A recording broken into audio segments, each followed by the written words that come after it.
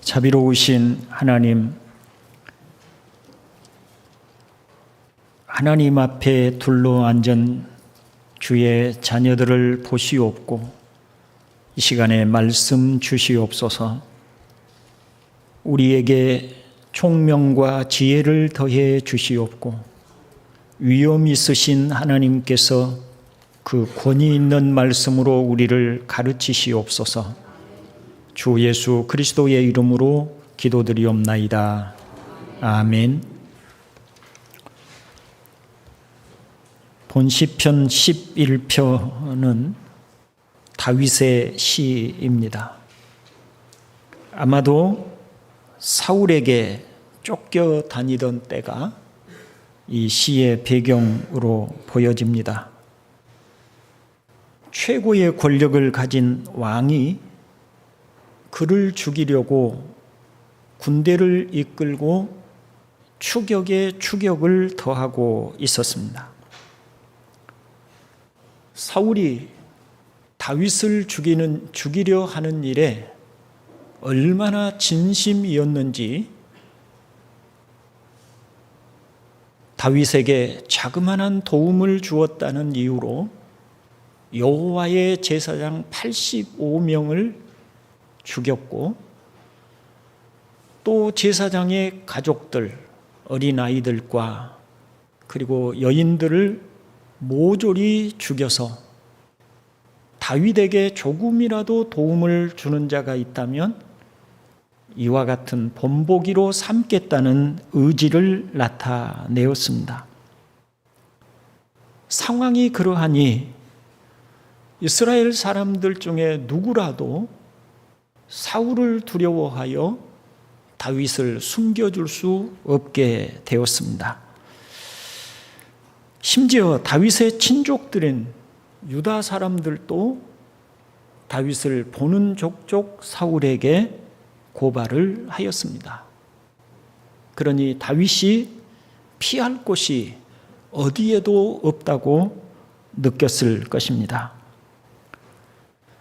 이때 다윗은 자신이 여호와께 피하였다라고 말을 하고 있습니다. 1절에 내가 여호와께 피하였거늘 이라고 말을 하고 있죠. 이 구절, 여호와께 피하였다라고 하는 구절은 두 가지 의미로 생각해 볼 수가 있습니다. 첫째는 이 세상에 자신이 피할 곳이 아무것도 없다는 뜻입니다. 사람은 본능적으로 위기를 맞이하면 자신에게 도움을 줄 만한 사람이나 장소나 또 도움이 될 만한 그 어떤 것을 찾게 마련입니다. 그럼에도 도무지 피할 곳이 없음을 깨달은 후에야 최후로 하나님께 자신을 의탁하려 합니다. 다시 말하면 하나님, 나는 이제 피할 곳이 어디에도 없습니다. 이제 죽이든지 살리든지 하나님 마음대로 하십시오 라고 할 때 그때 여호와께 피하였다라는 말을 사용할 수 있습니다. 사무엘상의 말씀을 통해서 보면 사울에게 쫓긴 다윗은 이스라엘 영토 내에 어느 곳에도 머무를 곳을 찾을 수가 없었고 그래서 할 수 없이 이스라엘의 적국이었던 블레셋에 자신의 몸을 의탁하기 위하여 가게 됩니다. 그런데 막상 블레셋에 피하였더니 다윗을 죽인 자가 만만이라고 노래하였던 바로 그 다윗이 아니냐 하고 다윗에 대한 분노심을 표출하는 사람들이 있었습니다. 위기를 느낀 다윗은 미친 척하면서 그 자리를 모면하였고 다시 이스라엘 땅으로 돌아와야만 했습니다. 그러니 다윗이 피할 곳이 어디가 있었겠습니까? 그래서 그는 여호와께 피하였다 이렇게 말을 하는 것입니다. 또 여호와께 피하였다라고 하는 구절은 아무리 상황이 어려워도 절망하지 않고 하나님의 도우심을 구하고 의지하였다라고 하는 의미로도 이해할 수 있습니다. 그런데 말이죠, 하나님을 의지한다고 할 때 가장 어려운 것은 하나님은 보이는 분이 아니시기 때문에 뭔가 손에 잡히는 확신을 가지기가 어렵다는 것입니다.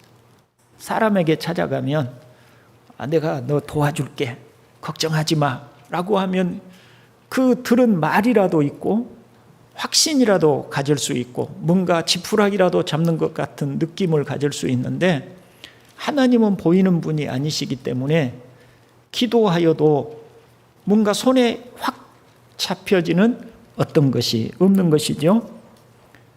전적으로 하나님의 성품과 그분의 약속의 말씀을 신뢰하고 그리고 기도하고 믿을 뿐입니다. 이런 모습이 대부분의 사람들에게는 대단히 미련하고 무책임한 것처럼 보여지지요. 그래서 충고합니다. 새같이 네 산으로 도망하라고 말입니다. 여기서 너의 산이라고 하는 말은 인간적인 방법을 말을 합니다. 말하자면 너 그렇게 넋놓고 있지 말고 뭔가 방법을 찾아보라고 말하는 거예요. 너에게 도움이 될 만한 사람이 어디가 있는지 찾아봐라. 직접적으로 찾을 수 없으면 이 사람 저 사람에게 부탁해서라도 너에게 도움이 될 만한 사람을 찾아보고, 또 너에게 도움이 될 만한 어떤 방법이 없겠는지 그거 좀 하나하나 좀 정신 차리고 좀 찾아봐라. 이런 뜻이에요. 이런 뜻이에요. 물론 사람이 어려운 일이 있게 되면 일반적으로 도움을 줄 사람이 어디 있는지 찾아보고 가능한 여러 방법들을 찾아보며 할 수 있는 모든 수단을 동원하려고 합니다. 신자들도 그렇습니다. 그런데 신자들과 불신자들의 차이가 있지요. 불신자들은 인간적인 방법이 전부입니다. 그리고 수단과 방법을 가리지 않고 자신에게 도움이 된다면 사용하려 합니다. 반면에 신자들은 무슨 일이든 하나님께 기도하며 진행하려고 합니다. 어떤 사람에게 도움을 요청하러 갈지라도 하나님께서 그 사람의 마음을 움직여 달라고 기도하고, 또 어떤 방법을 찾아도 그 일에 하나님의 손길이 함께 해주시기를 구합니다. 그렇게 처음부터 하나님께서 은혜 주시기를 기도하며 방법을 찾지만 그 방법이 하나님의 뜻에 합당하지 않다고 생각될 때는 아무리 자신에게 불리해도 옳지 않는 방법과 수단을 사용하지 않으려고 합니다. 그것이 신자와 불신자의 차이입니다. 그런데 그런 과정 중에 신자는 하나님의 손길을 느낍니다. 그리고 모든 일이 끝난 후에 신자는 이 모든 과정에 하나님이 함께 하셨습니다 라고 진심 어린 감사를 드리는 것입니다. 말씀드린 바와 같이 지금 시인이 처한 상황은 진짜로 어렵습니다.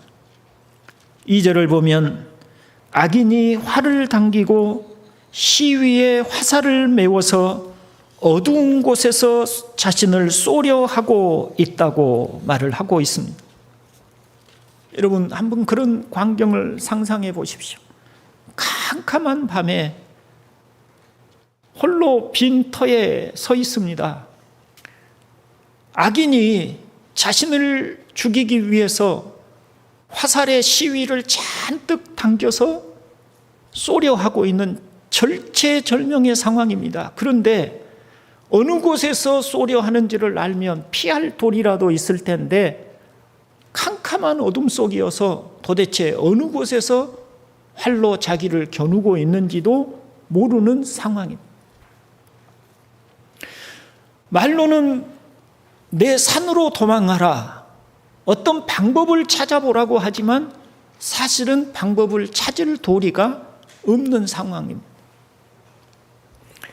오늘은 이런 상황 속에서 다윗이 처한 이와 같이 긴박하고 절체절명의 상황과 같은 어려움 속에서 다윗은 어떻게 여호와께 피하였는지, 그리고 여호와께 피한다는 것이 도대체 어떻게 피한다는 것인지에 대하여 그의 시를 보면서 말씀을 드리도록 하겠습니다.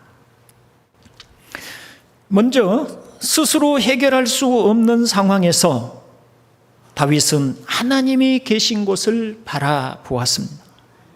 3절에 보면 터가 무너지면 의인이 무엇을 하랴고 말씀하고 있죠. 터가 무너지면 그 말은 삶의 모든 기반이 무너지는데 신자가 무엇을 할 수 있겠느냐는 이야기입니다. 돈도 없습니다. 그리고 주변에 도움을 줄 만한 사람도 없습니다. 말하자면 터가 무너졌어요. 여러분이 살아오면서 이런 위기들을 아마 여러 차례 겪었을 것이에요. 사람도 도움이 되지 못하고 그 어떤 방법도 찾을 수 없는, 그리고 수중에 도움이 될 만한 어떤 돈도 없는 그런 막막하기만 한 그런 상황들을 아마 경험했을 것입니다. 그때 다윗이 어떻게 했는가? 4절입니다. 같이 한번 읽어봅니다. 여호와께서는 그의 성전에 계시고 여호와의 보좌는 하늘에 있으며 그의 눈이 인생을 통촉하시고 그의 안목이 그들을 감찰하시도다. 아멘. 불신자들도 막막할 때는 하나님, 부처님, 아무 신이라도 있다면 내 사정을 좀 봐주십시오. 막 절박하게 매달립니다. 그런데 신자는 정확하게 하늘을 바라보며 보좌에 앉으신 하나님을 봅니다. 여호와의 보좌라고 하는 말은 궁궐에 왕의 보좌가 있어서 통치하듯이 하나님께서 하늘에서 그 위엄을 가지시고 권력을 가지시고 세상을 통치하신다는 믿음입니다.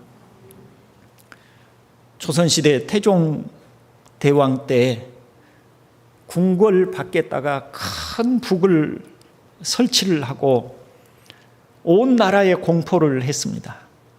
누구든지 억울한 일을 당하는 사람이 있으면 와서 이 북을 치라. 그러면 왕이 그 억울한 사정을 듣고 그 억울함을 풀어주겠다. 그 북의 이름을 신문고라 했습니다. 문재인 대통령 시절에 청와대에 국민신문고라고 하는 그것을 설치를 해서 국민들의 고충을 헤아렸는데, 그 신문고라는 말이 태종대왕 때 만들어진 이 신문고 북을 의미했던 것입니다. 어떤 사람이 억울한 일을 당했습니다.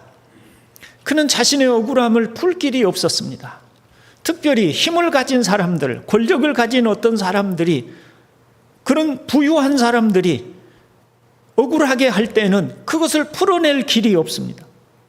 더 큰 힘을 가진 사람이 자신을 도와줘야 할 텐데 자신에게 더 큰 힘을 가진 사람을 찾을 수 없을 때는 어디 가도 도움을 구할 데가 없습니다.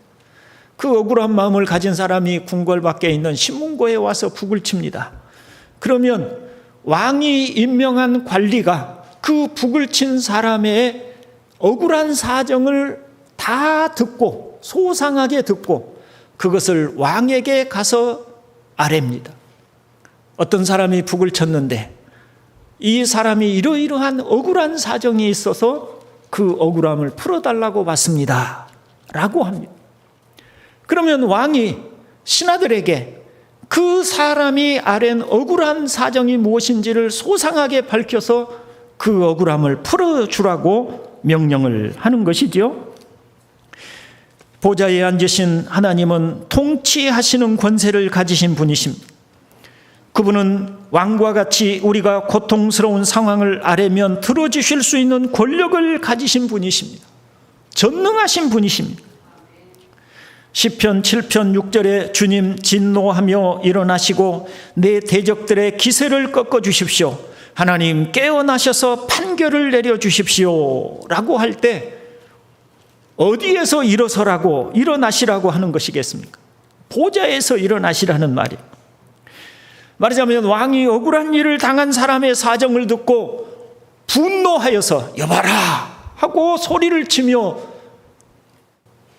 그 왕자에서 일어날 때 산천초목이 떨게 됩니다. 왜냐하면 가장 강력한 권세를 가진 왕이 분노하면 구족이 멸하는 일이 일어날 수 있기 때문입니다. 다윗은 바로 그런 하나님을 알았습니다. 하늘에 계신 보좌에 앉으신, 그리고 자신이 억울함을 토로하면, 억울함을 간절히 아뢰면 자신의 사정을 듣고 자신을 괴롭히는 악인들을 벌하시기 위해서, 악인들의 잘못된 행위를 판결하시기 위해서 자리에서 벌떡 일어나시는 하나님을 알았습니다. 그래서 그 하나님을 바라보았던 것입니다. 다음으로 보좌에 앉으신 하나님은 살피고 감찰하시는 분이시라는 것을 알았습니다. 보좌에 앉으신 하나님은 세상에 일어나는 일에 아무런 관심도 없이 무료하게 계시는 분이 아니시라는 것입니다. 약 한 1800년대 무렵에 이제 막 그 산업화가 일어나게 되고 세상이 사람이 손으로 하던 일들을 기계로 다 하게 되니까 뭐 이런 세상이 다 있나 하는 그 사람들이 놀라움에 이게 젖었던 시대가 있었어요. 그때 어떤 사람들이 주장하던 신학적 이론이 있었는데 소위 이신론이라고 하는 신학적 이론이 있었어요. 이게 무슨 이론이냐면 하나님께서는 세상을 마치 정교한 시계를 만드는 것과 같이 이 세상을 만들어 돌아가도록, 자동적으로 돌아가도록 해놓으시고 내버려 두셨다. 그리고 하나님은 간섭하지 않으신다. 이런 이론이었어요. 그런데 오늘 시인은 그렇게 생각하지 않아요. 이 다윗은 그렇게 생각하지 않아요. 하나님은 세상을 내버려 두시고 창조하시고 내버려 두시고 너희들 한번 마음대로 지지고 볶고 한번 너희들 마음대로 살아봐라 이렇게 하시는 분이 아니시고 세밀하게 이 세상의 모든 일을 감찰하시고 지켜보시는 하나님이라고 그는 믿고 있는 것이에요. 특별히 하나님께서는 하나님의 자녀들에 대해서 깊은 관심을 가지시고 하나님의 자녀들을 감찰하시고 계시다는, 감찰하시다는 말은 불꽃 같은 눈동자로 자세히 지켜보신다는 뜻입니다. 시편 8편에서 하나님께서 우리를 어떻게 사랑하시는지, 얼마나 존귀하게 하나님의 자녀들을 여기시는지를 이미 말씀을 드린 바가 있습니다. 유치원에 가면 어린 아이들이 바글바글하니 모여 있어도 부모의 눈에는 자기 자식들만 보이잖아요. 그러듯이 하나님의 눈에는 이 세상의 하나님의 자식들, 하나님의 자녀들이 하나님의 눈에 항상 보이는 거예요. 우리가 신약성경과 함께 연관지어서 말씀드릴 수 있다면 하나님께서는 하나님의 자녀들, 예수 그리스도 안에서 구원받은 하나님의 자녀들을 섬기도록 하나님이 부리시는 천사들을 보내주셔서 그 천사들로 하여금 하나님의 자녀들을 보호하게 하시고 지켜보게 하시는 것입니다. 그리고 그 천사들이 날마다 하나님 앞에 가서 하나님의 자녀들의 동태와 상황을 보고한다고 그렇게 말씀을 하고 있습니다. 우리 눈에 보이지 않아도 하나님의 자녀된 여러분들 곁에는 언제나 하나님이 보내신 천사들이 있다는 사실이에요. 그리고 그 천사들이 날마다 하나님께 우리가 지금 어떤 일을 경험하고 있는지, 어떤 상황 속에 있는지를 보고하고 계시는 거예요. 그러니 하나님은 우리에게 일어나는 모든 일을 알지 못하시는 것이 없이 다 낱낱이 아신다는 이야기가 됩니다. 우리 주님께서 우리를 어떻게 사랑하시는가에 대하여 하신 말씀이 있습니다. 요한복음 10장 11절로 15절, 여러분 설교문을 보시고 세번역으로 제가 거기에 기록해 놨습니다. 함께 읽어보겠습니다. 나는 선한 목자이다. 선한 목자는 양들을 위하여 자기 목숨을 버린다. 싹구는 목자가 아니요 양들도 자기의 것이 아니므로 이리가 오는 것을 보면 양들을 버리고 달아난다. 그러면 이리가 양들을 물어가고 양떼를 흩어버린다. 그는 싹꾼이어서 양들을 생각하지 않기 때문이다. 나는 선한 목자이다. 나는 내 양들을 알고 내 양들은 나를 안다. 그것은 마치 아버지께서 나를 아시고 내가 아버지를 아는 것과 같다. 나는 양들을 위하여 내 목숨을 버린다.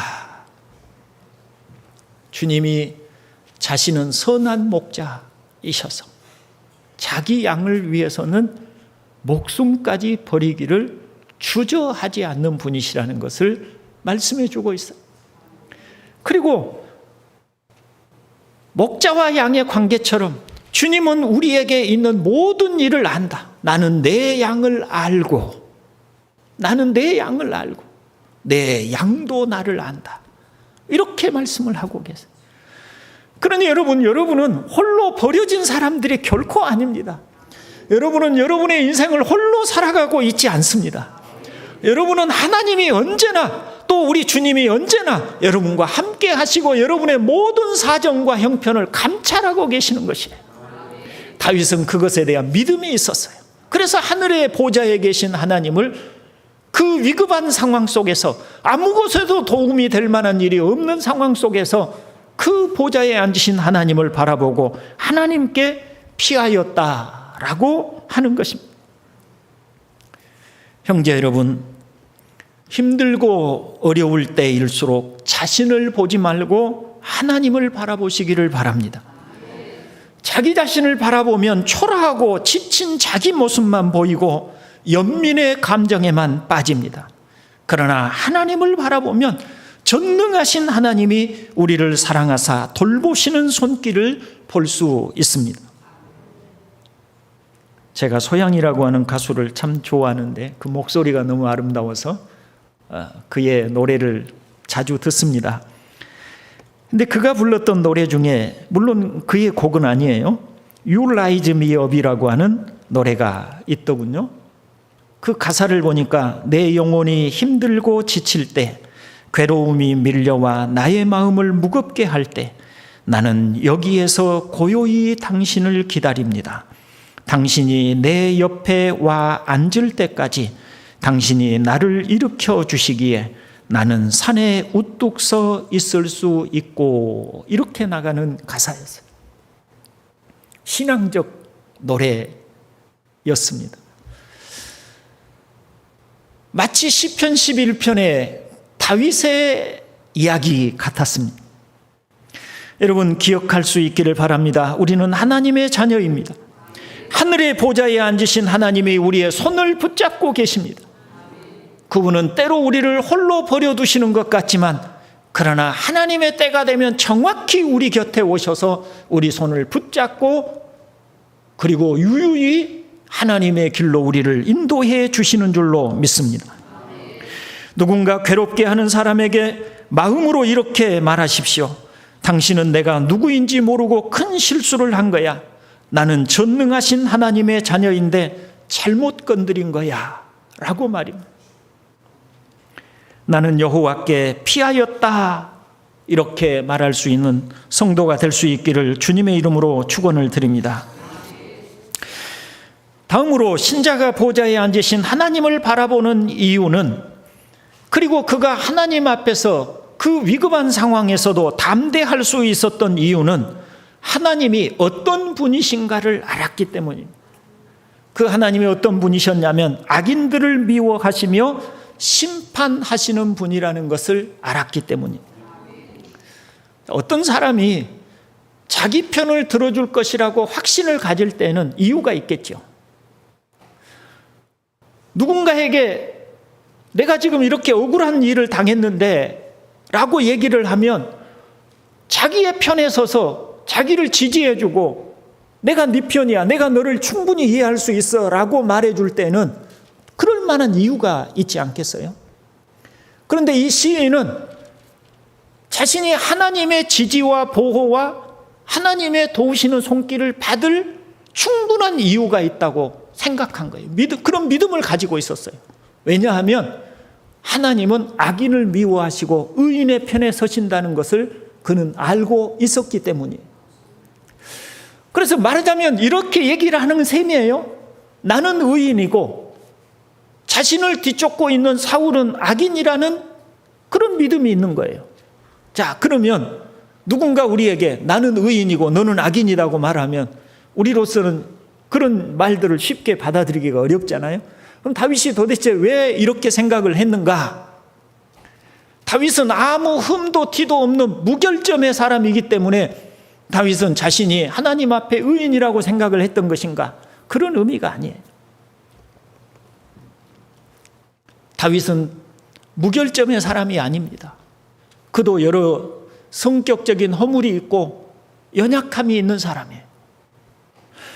그런데 그가 자신을 의인이라고 생각한 이유는 그는 자신이 하나님을 사랑하고 있다는 사실에 대한 믿음이 있기 때문에, 그는 자신이 하나님의 율례와 법도를 늘 사랑하고 그 율례와 법도를 마음으로부터 받아들이고 순종하여 살고 싶은, 언제나 하나님 편에 서고 싶은 자신의 진실한 마음이 조금도 거짓됨이 없다는 것을 알고 있기 때문에 그는 늘 하나님 편에 서고자 했어요.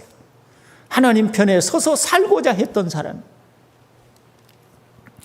그래서 그는 자신이 하나님 앞에 비록 여러 인간적으로는 허물과 또 결점이 있는 그런 사람이라고 할지라도 그는 하나님에게 하나님의 사람이라고 하는, 자신이 하나님의 사람이라는 담대함이 있었던 것입니다.